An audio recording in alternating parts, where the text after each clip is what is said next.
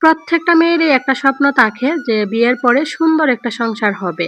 আর আমাদের সেই সুন্দর সংসারটাকে প্রতিদিনের সহজ কিছু অভ্যাসের মাধ্যমে চাইলেই আমরা রাখতে পারি পরিপাটি ও স্নিগ্ধময়। হ্যালো বন্ধুরা, গুড মর্নিং। কি অবস্থা সবার? সবাই কেমন আছেন? আমি আশা রাখতেছি যে যেখানে আছেন সবাই খুব ভালো আছেন ও সুস্থ আছেন। আর আমরাও আপনাদের দোয়া, ভালোবাসা এবং ভগবানের আশীর্বাদে ভালোই আছি।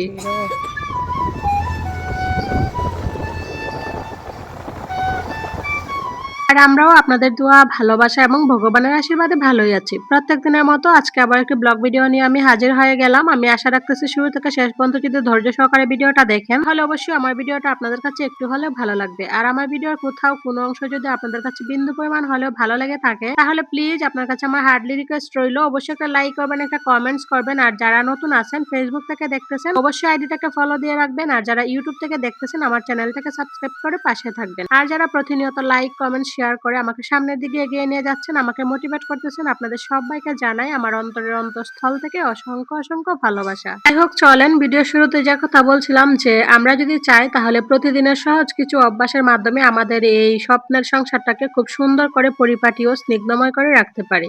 প্রতিদিন ঘুম থেকে উঠে আগে বিছানাটা যদি গুছিয়ে নেওয়া হয়, কাপড়ের আলনাটা যদি গুছিয়ে নেওয়া হয়, তারপর হচ্ছে রুমগুলো ঝাড়ু দেওয়া হয়, তাহলেই দেখবেন যে মোটামুটি 80% ঘর কিন্তু গুছানো হয়ে যায়। প্রত্যেক দিনই চেষ্টা করি ঘুম থেকে উঠার পরে আগে সুন্দর করে বিছানাটা গুছিয়ে নেওয়ার জন্য। যদিও প্রত্যেকদিন পারি না, অনেকদিন দেখা যায় আমার ছোট মেয়ে ঘুমিয়ে থাকে, ও উঠলে পরে তারপর বিছানাটা গুছাই। তো বিছানাটা গুছিয়ে যদি কাপড়ের আলনাটা একটু গুছিয়ে নেই, কাপড়ের আলনাটা গুছিয়ে রুমগুলো ঝাড়ু দিলেই কিন্তু মোটামুটি গোছালো হয়ে থাকে। আমি এই নিয়মে প্রত্যেকদিন আরকি কাজ করে থাকি। ১ম এ বিছানা-টিছানা গুছিয়ে মানে রুমগুলো গুছিয়ে তারপর হচ্ছে আমি রান্না-বান্নার কাজে যাই। আর আমি একটু সকালে ওঠার চেষ্টা করি। কারণ হচ্ছে সকালে উঠে আমার মেয়ে যেহেতু ৮টার দিকে স্কুলে যায়, ওর বাবা আবার ৯টার দিকে অফিসে যায়। সেজন্য চেষ্টা করি সকালে ঘুম থেকে উঠে মানে ওরা স্কুলে আর অফিসে যাওয়ার আগে যাতে স্নান করে পূজাটা দিয়ে নিতে পারি। রুম মুছে স্নান করে পূজা দিয়ে দিলে দেখবেন যে সারাদিনের বেশি অংশ কাজই শেষ হয়ে যায়। তারপরে থাকে রান্না-বান্না, তারপর একটু ঘর-দর গোছানো, আবার বাচ্চা থাকলে ওদেরকে একটু টেক কেয়ার করা। এগুলোই হয়ে যায়। মূল কথা হচ্ছে সকালে উঠে তারপর হচ্ছে একটু প্ল্যান মাফিক কাজ করলেই কিন্তু আমরা আমাদের স্বপ্নের তো বন্ধুরা, সংসারটাকে একদম বিছানা খুব টিছানা সুন্দর সব করে গোছানো গুছিয়ে হয়ে গেছে পরিপাটি করে রাখতে দেখেনি। তো পারি। এবার ওই যে চাদরটা তুলে নিছি, সেই চাদরটা একটু ভিজিয়ে রাখবো। তারপর সৃষ্টিকে স্কুল থেকে নিয়ে এসে ধুয়ে দিব। তো চলেন চাদরটা একটু হুইল পাউডার দিয়ে ভিজিয়ে রেখে একটু চা খাবো, খেয়ে একটু কাটাকুটি রেখে তারপর স্কুলে যাবো। কারণ আজকে যেহেতু হাতে অনেকটা সময় আছে, ওর পরীক্ষা 11টায় শেষ হবে। তো 11টায় একটু আগে গিয়ে পৌঁছাইলি।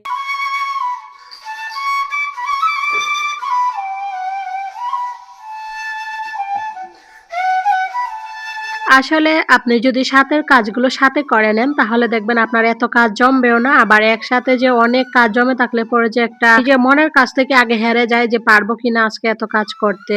তো ওটা আসলে হবে না। মূল কথা হচ্ছে সাথের কাজ আপনাকে সাথে করে নিতে হবে। যেমন এই যে বিছানার চাদরটা চাইলেই কিন্তু আমি রাখতে পারতাম যে আজকে না কালকে ধুইবো। কিন্তু সেটা করি নাই। আজকেই ভিজিয়ে রেখে গেলাম। দেখা যাবে যে দুপুরে রান্না-বান্নার পরে যখন আমি রান্নাঘর-দর ক্লিন করে তারপর হচ্ছে ফ্রেশ হবো, তখন চাদরটা ধুইয়া তারপর ফ্রেশ-ট্রেশ হয়ে নিবো। ওইভাবেই আসলে আমি আমার কাজগুলোকে একদম সহজ ওয়েতে করে থাকি। যার কারণে আমার কোনো কষ্ট হয় না। প্রত্যেক দিনের কাজ আমি খুব মানে প্রত্যেকদিনই খুব সুন্দরভাবে মানে সময়ের মধ্যে সবকিছু কমপ্লিট করতে পারি। যাই হোক, তারপর হচ্ছে কাপড়গুলো ভিজিয়ে রেখে এদিকে রুমটা ঝাড়ু দিয়ে নিচ্ছি। এখন আমার সবগুলো রুম একদম নিট অ্যান্ড ক্লিন। হচ্ছে একটু চা খাবো। চা খেয়ে তারপর হচ্ছে আরেকটু টুকিটাকি কাজ যাই করতে পারি আরকি করে তারপর হচ্ছে আমি মেয়েকে আনতে যাবো। এভাবেই আসলে বুদ্ধি করে আমি আমার স্বপ্নের সংসারটাকে সবসময় গুছিয়ে পরিপাটি করে রাখি। যদিও আমার ২ টা বাচ্চা আছে, তারপর আমার সংসারটা আমি মনে করি যে অনেকটাই গুছালোভাবে আমি রাখতে পারি। এটা আসলে আমার কাছে অন্যরকম একটা ভালো লাগা কাজ করে।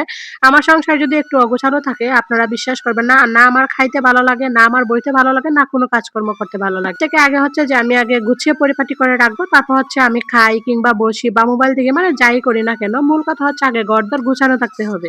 আজকে আমার চা খাওয়ার পার্টনার হচ্ছে আমার ছোট মেয়ে। যদিও ওদেরকে এখন আর সকালে চাটা দেই না, আমি একাই খাই। আর যদি ওর বাবা থাকে, ওর বাবাকে দেই। তো আজকে যেহেতু ও একা আছে আর হচ্ছে আসলে ঘুমিয়ে যেতে চাইছিল, যেহেতু অনেকটা সকালে উঠছে সৃষ্টির স্কুলে যাইবার আগে, তো ভাবলাম একটু চা দেই, তাহলে ওর ঘুমটাও কেটে যাবে। মা মেয়ে মিলে চা খেয়ে আবার রেডি হয়ে গেলাম। এবার চলে যাব সৃষ্টির স্কুলে। এখন প্রায় 10:30 বেজে গেছে। ওর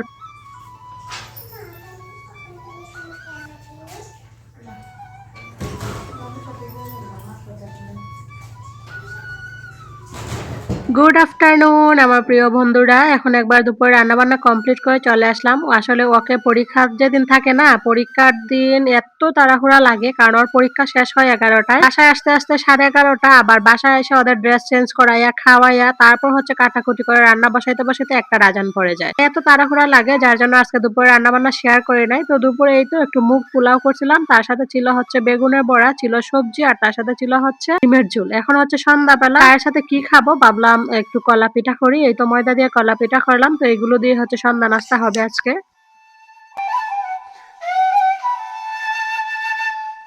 আজকের ভিডিওটা কেমন লাগলো অবশ্যই কমেন্টস করে জানাবেন, আর প্লিজ আমার ভিডিওটা একটু বেশি বেশি করে শেয়ার করে দিবেন। তো আজকের মতো বাই বাই।